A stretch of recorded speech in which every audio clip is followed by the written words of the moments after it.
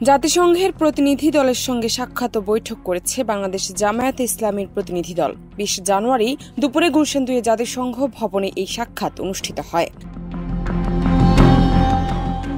জাতিসংঘ প্রতিনিধি দল জাতীয় নির্বাচনে সব দলের অংশগ্রহণের বিষয়ে জানতে চাইলে জামায়াতের পক্ষ থেকে বলা হয়েছে, দলের নীতিগত সিদ্ধান্ত অবাধ ও সুষ্ঠু নির্বাচন, সেটা দলীয় মূলনীতিও। নির্বাচন অবশ্যই শিগগিরই ও দ্রুত সময়ের মধ্যে হতে হবে, তবে সেটা অবশ্যই মৌলিক কিছু সংস্কারের পর।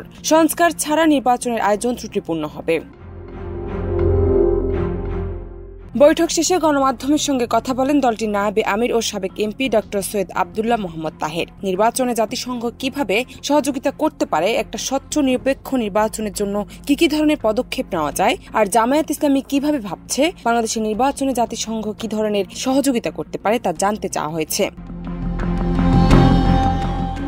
নায়েবে আমির বলেন, আমরা যে কোনো আন্তর্জাতিক সংস্থাকে স্বাগত জানাই, অবশ্যই তা সহযোগিতার জন্য, হস্তক্ষেপের জন্য নয়। সুতরাং যে কোনো ধরনের সহযোগিতা আমরা পেতে রাজি, সেটা হস্তক্ষেপ ছাড়া টেকনিক্যাল ও ফান্ডিং সহযোগিতা হতে পারে।